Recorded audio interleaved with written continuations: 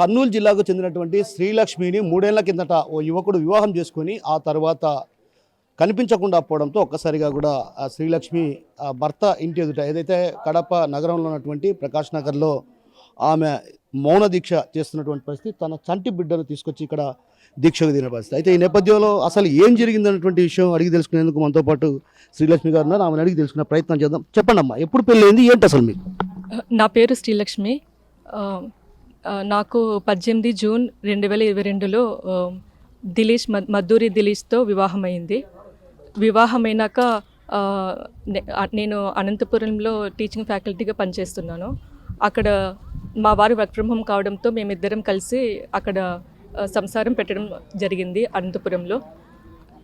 నా 6 నెలల సంసారము చాలా మానసికంగా, శారీరకంగా చాలా బాధ పెట్టాడు. నన్ను ఇంట్లో పెట్టి బయటికి వెళ్ళి లాక్ చేసి వెళ్ళిపోవడము, నన్ను ఫుడ్ పెట్టకుండా మిల్లెట్సే తినాలి, 2 పూట్ల ఫుడ్ పెట్టేవాడు. నువ్వు లావుగా ఉంటావు, నీకు కొవ్వు కరగాలి, దుబ్బదానా, కాలేజ్ నుండి ఇంటికి నడుచుకుంటారా, ఇలాంటి సూటిపోటు మాటలతో నన్ను చాలా బాధ పెట్టాడు, చాలా వేధించాడు. అసలు నన్ను మానసికంగా, శారీరకంగా పగులనక, రాత్రనక, సాయంత్రం అనక, పీరియడ్స్ అని చూడకుండా, ప్రెగ్నెంట్ అని చూడకుండా నాతో చాలా శారీరకంగా చాలా బాధ పెట్టాడు, ఏడిపించాడు. నేను దారుణంగా చూసేవాడు నాతో. ఇంకా నేను 3 నెలల గర్భవతిగా ఉన్నప్పుడు మా వారు నన్ను మా పుట్టింట్లో వదిలేసి వెళ్ళిపోయారు. మా మదర్ నన్ను 3 నెలలు కదా నిద్ర చేయడానికని 3 రాత్రులు పడుకొని మళ్ళీ మీ ఇంటికి వెళ్ళిపోమని చెప్పారు. అది నా భర్త అవకాశంగా తీసుకొని ఇంకా నన్ను వాడుకొని వదిలేసే టైపు మా భర్త. ఇంకా దీంతో ఇంకా పని అయిపోయింది, ఇంకా దీన్ని వదిలేసి వేరే దాన్ని చూసుకోవాలనేసి నన్ను మా పుట్టింట్లో వదిలేసి వెళ్ళిపోయాడు. నా ప్రెగ్నెన్సీ ఖర్చులు మొత్తం అన్నీ మా పేరెంట్సే పెట్టుకోవాలి, నేను పెట్టుకోను, అన్నీ బాధ్యత లేదా అనేసి నేను అడిగేసరికి నాకు అది కాదు, ఫస్ట్ నువ్వే చూసుకోవాలి, మీ పేరెంట్సే పెట్టుకోవాలి, ఫస్ట్ నెలవారీ ఖర్చులు, నా డెలివరీ ఖర్చులు మొత్తం అన్నీ మా పేరెంట్స్ మీద భారం వేశాడు. ఇంకా అతను ఇంకేం చేయకుండా ఇంటికి వెళ్ళిపోయాడండి. మీకు కనిపించకుండా ఎప్పుడు పోయారు ఆయన? అంటే వదిలేసిన తర్వాత ఎప్పుడైనా మళ్ళీ మీతో కాంటాక్ట్లో ఉండేవాడా? లేదండి. శివరాత్రి రోజు వచ్చాడు ఇంటికి పిలిచింటే. ఆ రోజు శివరాత్రి పండుగ నాడు ఇంటికి వచ్చినాక అల్లుడు అనేసి అన్ని భోజనాలన్నీ వెరైటీస్ అన్నీ పెడతాం కదండి, అన్ని వంటలు పెట్టేసరికి నాకు ఇది నచ్చలేదు, ప్రతి ఒక్క ఐటెంకి పేరు పెట్టేవాడు. ఇది బాగలేదు, అది బాగలేదు, ఇది ఇట్లనేనా ఉండేది అనే సూటిపోటి మాటలతో. ఇంకా దాన్ని ఏమంటున్నానంటే మిమ్మల్ని ఎప్పుడు వదిలేశారు? శివరాత్రి పండుగ రోజు. ఆ రోజు అప్పుడు మా సిస్టర్ ఇట్లా ఏం పెట్టినా తినకపోయేసరికి రోగిష్టి అన్నారు. ఆ రోగిష్టి అన్న పదానికి నన్ను వదిలేశాడండి. ఆ తర్వాత మీతో ఎప్పుడు కాంటాక్ట్ లేదు. తర్వాత మీరు ఎట్లా గుర్తించారు ఈయన ఎక్కడ ఉన్నారు? ఇక్కడ కోర్టులో డైవర్స్ కేసు పంపించాడు, దాని ద్వారా మాకు ఇంటి అడ్రస్ తెలిసింది. 3 ఏళ్ళు అయిందండి ఇంటి అడ్రస్ తెలిపకుండా. ఎప్పుడు మీకు డైవర్షన్ ఇది అప్లై చేసి పంపించాడు? ఈ లాస్ట్ ఇయర్ జనవరి. అసలు నేను పెట్టిన 25 తులాల బంగారం, నా పెళ్లి సమయంలో 25 తులాల బంగారం పెట్టాము. ఆ 20 తులాల బంగారము, వెండి ఆభరణాలు, వెండి వస్తువులు, నా పేరెంట్స్ నా పసుపు కుంకుమగాను 5 లక్షలు కట్నం ఇచ్చారు. అది నేను పనిచేసినప్పుడు నా శాలరీ మనీ కూడా తీసుకున్నాడు, 1,20,000. అవన్నీ తీసుకొని దగ్గర పెట్టుకున్నారు. ఇప్పుడు ఇవన్నీ అడుగుతుంటే నా దగ్గర లేవు అనేసి అంటున్నారు వాళ్ళ పేరెంట్స్. అవునండి. అంటే న్యాయం జరగాలంటున్నారు. అవును. మళ్ళీ అది కాక నాకు నా శీలం పైన మచ్చ వేస్తారు. నువ్వు వర్జినేనా, నువ్వు ప్రతిరోజు అనుమానించే వాడండి నా భర్త. అనుమానం పేరుతో నన్ను మానసికంగా, శారీరకంగా చాలా బాధ పెట్టాడు. సాడిస్ట్. చేతుల్ని కోపం వచ్చినప్పుడు చేతుల్ని కొట్టడము, బండలకేసి విసిరి కొట్టడము, నా మీద చేతులు చేసుకోవడము, కొట్టడము, శారీరకంగా, ఫిజికల్గా టార్చర్, మెంటల్ టార్చర్ చేశాడండి ఈ 6 నెలల సంసారం అతనితో. అంటే మీకు అంటే బిడ్డ పుట్టిన విషయం కూడా తెలియదు అతనికి? తెలుసండి. తెలిసినా కూడా చూడడానికి కూడా రాలేదు. వాళ్ళ పేరెంట్స్ రానివ్వలేదు అతన్ని. తను కూడా రాలేదు. చెప్పినా కూడా మాకేం అవసరం అన్నట్టు ఉన్నారు. ఫోన్ చేసి చెప్తే పలకడం కూడా పలకలేదు. అసలు నాకు ఆ పాప వద్దు, మాకు ఆ పిల్లోడు వద్దు, మాకు వద్దే వద్దు అనేసి అన్నారు వీళ్ళ పేరెంట్స్. నా జీవితం అంటే మీ దాంపత్య జీవితం ఎన్నేళ్ళు బాగా సాగింది? నేను కలిసి ఉండేది ఓన్లీ 6 నెలలే అండి. 6 మంత్స్ అతని సైకో సాడిస్ట్ బిహేవియర్ బయటపడింది. అతను ఒక ఫుల్ అనుమానించే మనిషి. ఇంకా అతనితో అయినా నేను సర్దుకుంటూ వచ్చాను, జీవితం ఇంకా సర్దుకుంటూ వచ్చాను. నా పేరెంట్స్ మీద బాధ పెట్టలేక నేను అసలు నాకు ప్రెగ్నెంట్ అని తెలిసినా కూడా వీళ్ళు జాలి దయ కనికరం కూడా చూపకుండా అసలు ఏం జరిగింది కొడుకు కోడల మధ్య అన్న విషయం కూడా తెలియకుండా అసలు వాళ్ళ కొడుకుకే సపోర్ట్ చేస్తున్నారండి. 3 ఇయర్స్లో నా భర్త బంధువులకి, నా భర్త పేరెంట్స్కి అందరికీ కాల్ చేశాను. అన్నీ బ్లాక్ చేసి పెట్టారు. బ్లాక్ చేయడంతో నా భర్త వాళ్ళ అన్నకి కాల్ చేస్తే ఆయన పేరు మద్దూరి దినేష్, మా కేర్ హాస్పిటల్ నాగరాజుపేటలో వర్క్ చేస్తారు. సో ఆయన ఏమంటున్నారంటే నా సంసారంలో మెయిన్ విలన్గా పాత్ర పోషించింది నా అత్త మామలు, నా భర్త వాళ్ళన్న మద్దూరి దినేష్. సో వీళ్ళను తగిన చర్యలు తీసుకోవాల్సిందిగా కోరుతున్నాను. నా సంసారం పాడు చేయడానికి ముఖ్యంగా వీళ్ళు ముగ్గురు పాత్ర వహించారండి.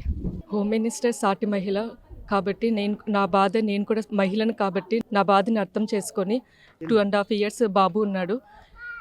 నన్ను నా బాబును పట్టించుకోకుండా వదిలేసిన నా భర్త కర్కశంగా నాతో నా బిడ్డతో ప్రవర్తించాడు. నా భర్త పైన అతని కుటుంబం పైన తగిన చర్యలు తీసుకొని నాకు నా బిడ్డకి న్యాయం చేయాలని కోరుకుంటున్నాను సార్. ఒక వారానికి బియ్యం పెట్టిన తర్వాత నగలు, ఆ పాపకు పశువు కనిచ్చిన డబ్బులని వీళ్ళకి కొని దేవుని దగ్గర పెట్టిందని తీసుకోలేదంటుంది, అబద్ధాలు ఆడుతుంది.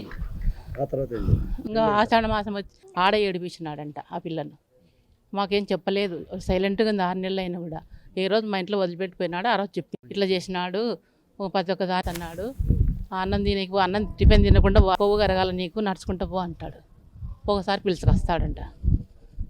ఎన్నాళ్ళని నువ్వు అర్జునువేనా, నీకెవరు అబ్బాయిలు లేరా అని అంటాడంట రోజు.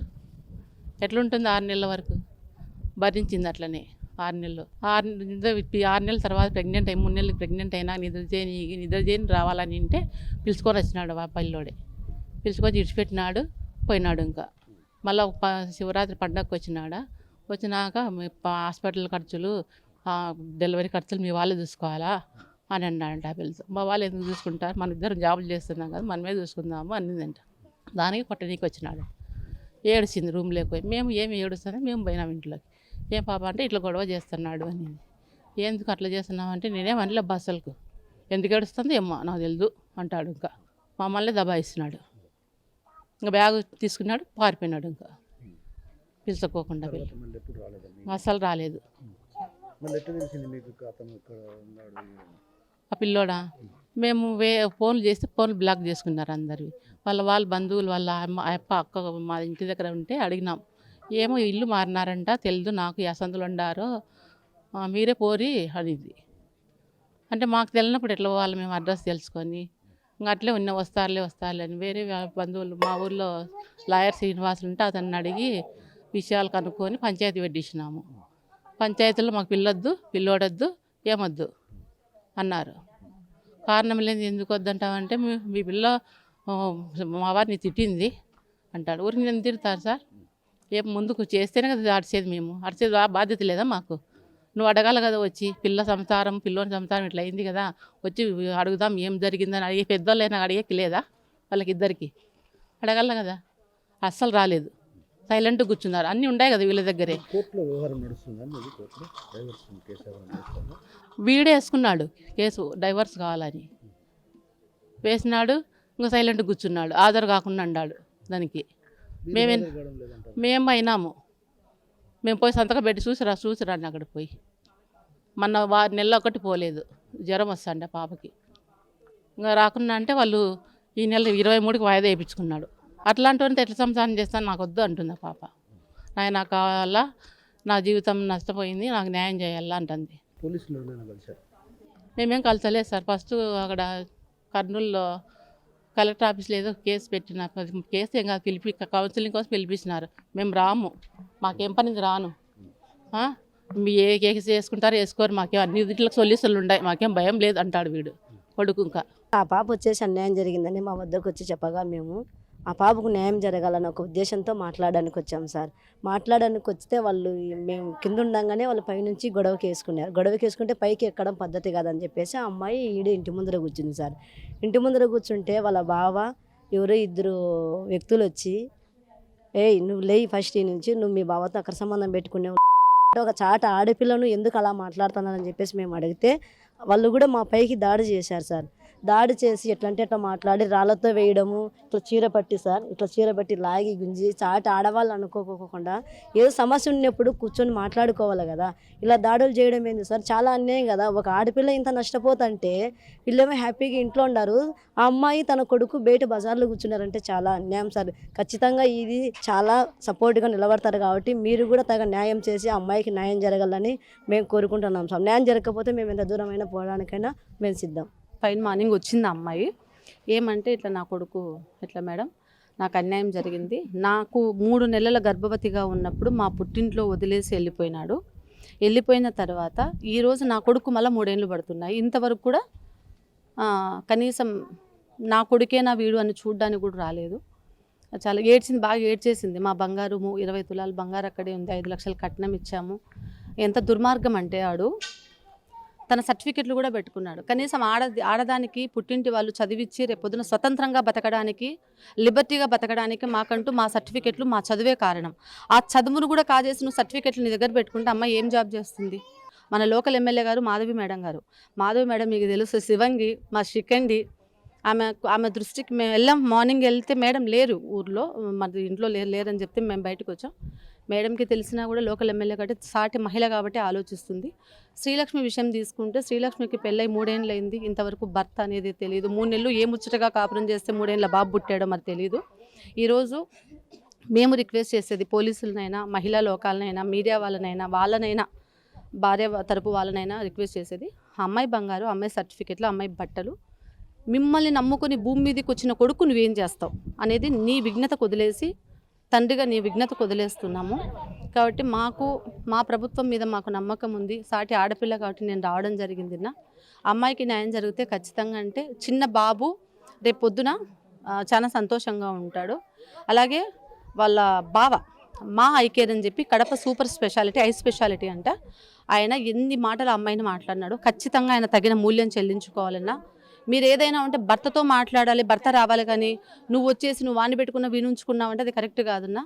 ఆ అమ్మాయికి న్యాయం జరగాలి. ఆ న్యాయం ఏదనేది పెద్దలు నిర్ణయిస్తారు, తల్లిదండ్రులు నిర్ణయిస్తారు. దాదాపు ఉదయం నుంచి కూడా ఏదైతే కర్నూలు జిల్లా సొంత జిల్లా వచ్చేసి అనంతపురం జిల్లా, అయితే వృత్తిరీత్యా తండ్రి ఉపాధ్యాయుడు కావడంతో కర్నూలు జిల్లాలో పనిచేస్తున్నటువంటి సమయంలో పెళ్లి చేశారు. ఉదయం నుంచి కూడా శ్రీలక్ష్మి ఇక్కడ ఒక రకంగా మౌన పోరాటం చేస్తున్నప్పటికి కూడా అటు ఇంటికి సంబంధించినటువంటి తన భర్త ఇంటికి సంబంధించినటువంటి తల్లిదండ్రులు కావచ్చు, అదేవిధంగా అత్తమామలు కూడా ఇక్కడికి వచ్చి ఆమెను అసలు ఏం జరిగింది ఇంట్లోకి తీసుకెళ్ళి సర్దుబాటు చేసుకునే ప్రయత్నాలు కూడా చేసినటువంటి దాఖలాలు లేవు. ఈ నేపథ్యంలో తనకు 2.5 సంవత్సరాల బిడ్డ, అంటే ఏదైతే తన గర్భంతో ఉన్నటువంటి పరిస్థితుల్లో తన భర్త తనను వదిలివేసి వెళ్ళిపోయాడు, ఆ తర్వాత ఎక్కడున్నాడో కూడా తెలియని పరిస్థితి. తన బిడ్డ ప్రస్తుతం ఇప్పుడు 2.5 సంవత్సరాల బిడ్డ ఉన్నాడు. ఆ బిడ్డను కూడా పట్టించుకున్నటువంటి పాపాన పోలేదు. కాబట్టి ఒక రకంగా హోంమంత్రి అనిత కూడా సాటి మహిళ కాబట్టి